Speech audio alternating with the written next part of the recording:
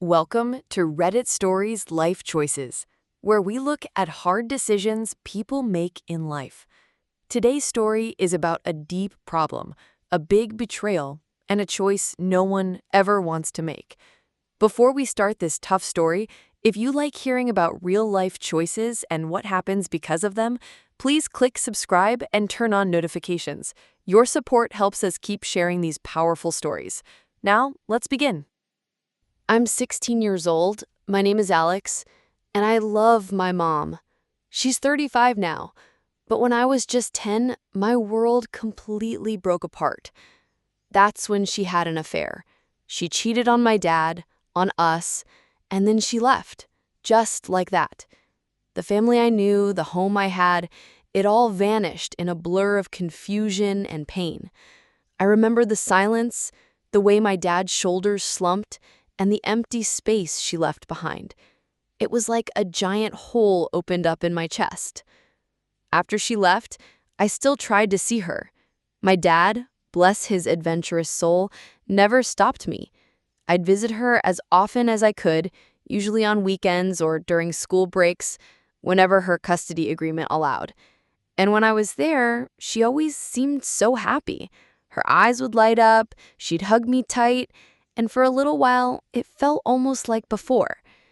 Almost.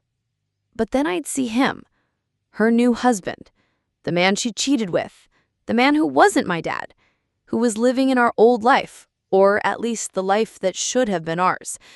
And honestly, I hated his new family. I hated seeing them together, playing the role of a perfect family. It was a constant, sharp reminder of what I had lost. So, slowly I started to pull away. I stopped visiting as much. It hurt, sure, but it hurt less than seeing her happy with him. After a while, we rarely ever saw each other, just for my birthday and big family events like Christmas or Thanksgiving. My mom would always try to talk, to bridge the distance.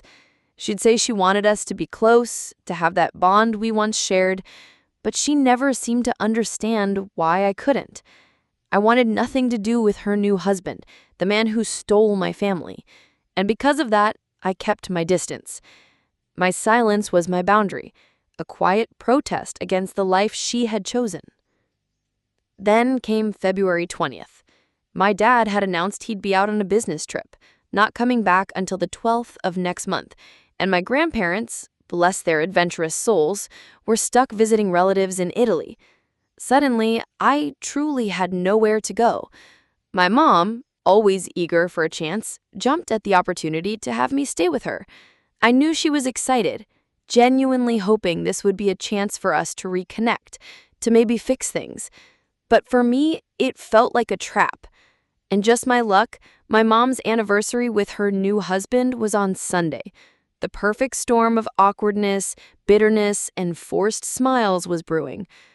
My time there was exactly as bad as I expected. I didn't enjoy it at all. Every morning, I'd wake up with a knot in my stomach, knowing I'd have to face them. So most of my time was spent just locked in my room, doing homework, listening to music, anything to avoid having to be around them. Or I'd go out with my friends, making excuses to skip family activities. It just sucked seeing them together, playing house, pretending everything was fine.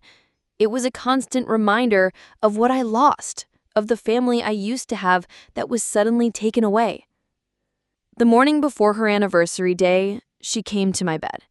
She tried to cuddle with me, just like she used to before she left us. The scent of her perfume, the warmth of her body, it all brought back a flood of memories. Memories of a time when things were simple, when my world wasn't broken. But it made me angry. So incredibly angry. We can't go back in time, I thought. We can't pretend things are like they used to be. That past is gone, shattered by her choice. So I just pretended to be asleep. I stayed curled up and frozen, my body stiff, eyes squeezed shut, until I heard her sigh and heard her leave the room.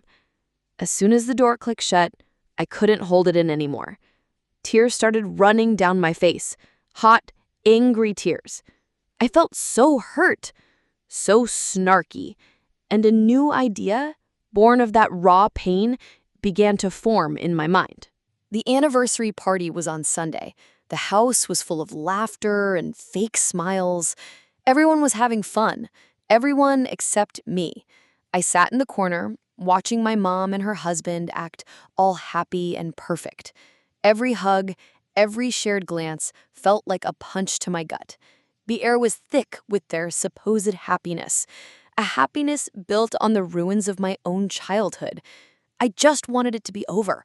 I wanted to go back to my quiet room, far away from their manufactured joy.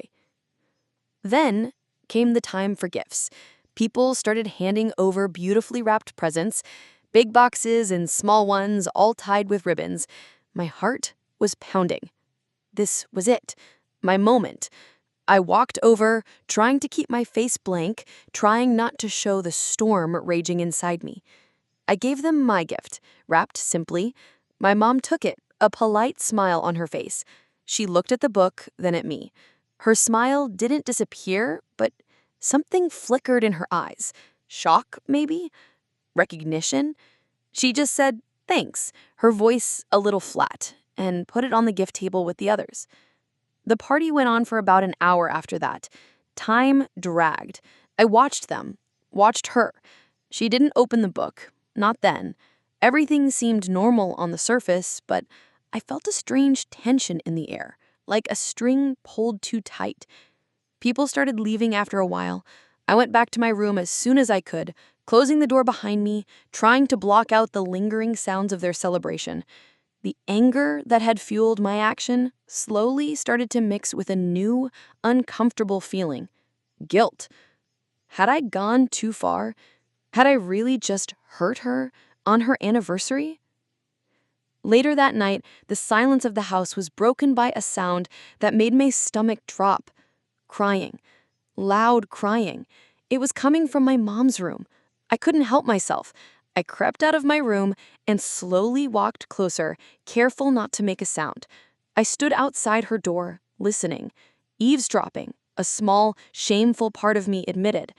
I heard her voice, broken by sobs. She was saying things about that book and me. Her husband was trying to calm her down, his voice low and soothing. He was trying to comfort her about my gift, about my message. The sound of her crying, so raw and full of pain, hit me harder than I expected. My plan, my cruel idea, had worked, and it felt horrible. The next morning, the air in the house was thick with unspoken tension. My mom left for work early, even before I woke up. She usually made sure to say goodbye or at least leave a note, but not today. That silence was a message in itself. Then, her husband found me. He came straight up to me at breakfast. His face was hard. He didn't mince words. He called me an asshole straight up.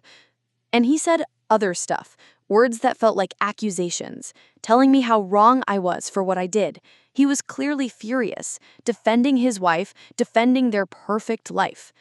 His words and my mom's silent avoidance made the guilt even stronger. I know I made my mom cry. I know I hurt her, and that feeling is crushing me. My heart aches with a sadness I didn't expect. A part of me feels so incredibly wrong for causing her that pain, especially on her anniversary. But at the same time, this anger, this resentment, it's still burning inside me. I genuinely don't want to be here. I hate seeing them. I hate pretending that everything is fine, that their happiness is built on the ruins of my childhood. And she knows that. Deep down, she had to know. So, am I really the asshole for choosing this way to show her my pain?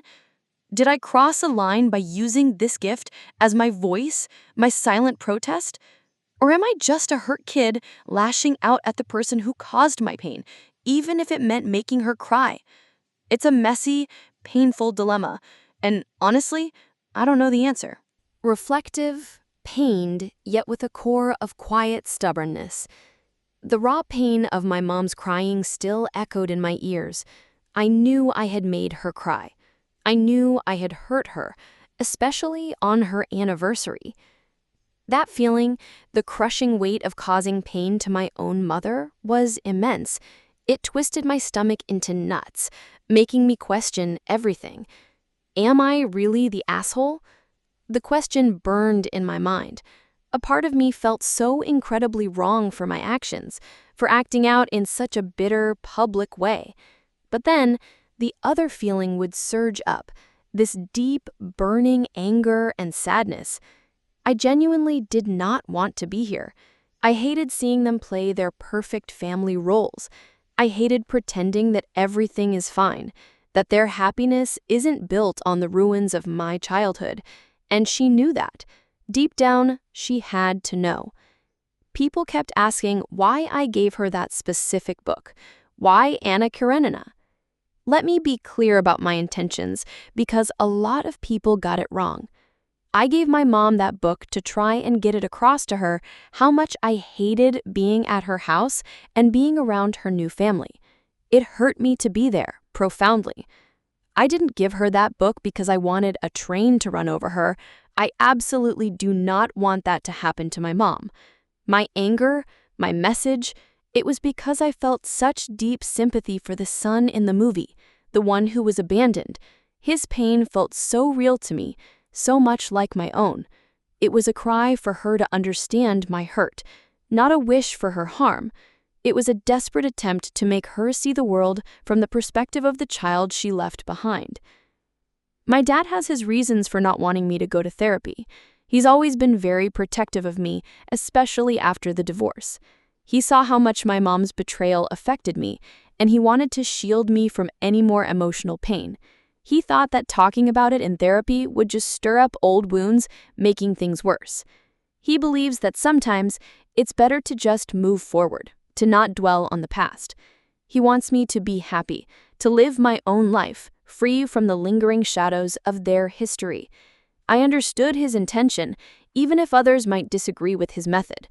His protection, misguided or not, came from a place of love, a stark contrast to the emotional void left by my mom's choices. For years, after she left, my mom had custody of me on weekends or during school breaks. She could have forced me to spend time with her, to be around her new husband. She had the legal right, but she never did. Because being with him, or making him be with us whenever I did go to her, was always more important to her than truly trying to rebuild our bond. She never tried anything beyond the bare minimum of going to big family events.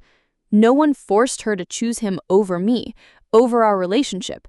She prioritized her new life, her new love, and her new daughters. She chose to let the distance grow between us, piece by painful piece. And that choice, made repeatedly over the years, solidified my resentment, turning it into a silent, bitter protest that culminated in that book. So, here I am, caught between knowing I hurt my mom and feeling completely justified in expressing years of suppressed pain. The silence from her now, the phone calls from her husband, the split opinions among my own friends, it all makes the dilemma way heavier. Am I truly the asshole for gifting them that book? For choosing this sharp, painful way to deliver a message I felt she refused to hear otherwise? For fighting back against a perfect family illusion that constantly mocked my own fractured reality? I turned to Reddit, seeking a neutral, third-party judgment. I needed to know if my actions, born of deep hurt and desire for my pain to be acknowledged, crossed a line too far. This isn't just about a gift. It's about the decades of silent resentment finally finding a voice, even if that voice was a painful one. This story is a really tough one. It makes us think about deep family problems, how long pain can last, and what happens when you decide to finally show that pain. On one side, we see a son, Alex, who carries a heavy hurt from a very young age. His mom cheated, left, and then built a new, happy family while seeming to ignore his feelings about it. He felt invisible, replaced, and deeply betrayed. His act of giving the book Anna Karenina was his way of screaming that pain, of forcing his mom to see the world from his side for once. He sympathized with the abandoned son in the movie, and he wanted his mom to feel that connection to his own long-held sorrow. The core dilemma here is about how we express our pain. Was Alex right to use a hurtful gift to send a message he felt his mom refused to hear otherwise? Is it okay to cause pain to someone, even if that person caused you immense pain years ago? His mom cried, and that caused him guilt. This shows the complex balance between a child's right to express profound, long-held hurt and the moral question of intentionally causing pain to a parent, even a parent who wronged them. It highlights that sometimes seeking justice for emotional wounds can lead to more emotional wounds for everyone involved. Ethically, this story touches on parental accountability. Should parents who deeply hurt their children, even if unintentionally in the long run, expect those children to simply get over it for the sake of current family peace? Alex's actions force his mom to confront the enduring consequences of her past choices. It's not just about an affair. It's about the ripple effect of that affair on his childhood, his feelings of abandonment, and his inability to connect with her new life. The book became a symbol of this unacknowledged history, a mirror reflecting a truth his mom had tried to move past, but which still lived vividly in his son's heart. When this story was posted on Reddit's r/AmITheAsshole page, it sparked a huge debate and garnered significant attention, receiving over 21,000 upvotes and more than 2,400 comments. The community's verdict was a resounding NTA, or not the asshole. Users overwhelmingly sympathized with Alex's deep-seated pain and his right to express it. Many argued that his mother's actions, both in the initial affair and her subsequent choices to prioritize her new family over rebuilding a genuine relationship with him, were the root cause of his resentment.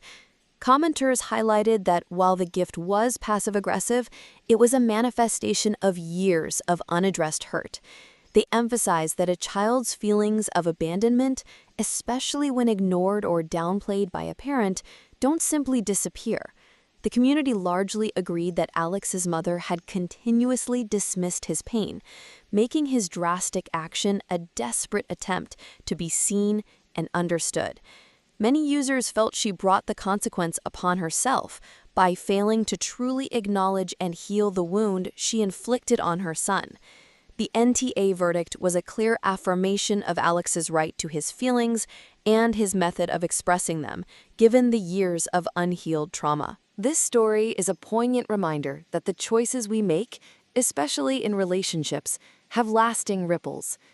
It highlights the profound impact of parental actions on a child's emotional landscape and the painful ways in which unaddressed hurt can manifest years later.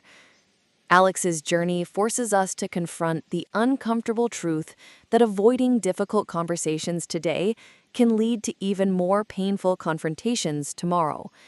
His courageous, though controversial, act of expressing deep-seated resentment and the Reddit community's clear verdict underscore the enduring search for accountability and acknowledgment in human connections.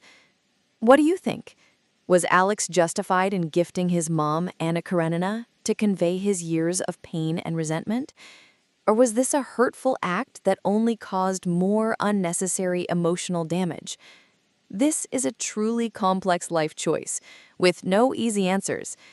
We want to hear your honest thoughts and perspective. Share your verdict and reasoning in the comments below. If this narrative resonated with you and you appreciate exploring real-life dilemmas and their intricate consequences, please give this video a like. Don't forget to subscribe to Reddit Stories Life Choices and hit that notification bell so you won't miss our next deep dive into what it means to be human. Thank you for listening, and we look forward to reading your comments.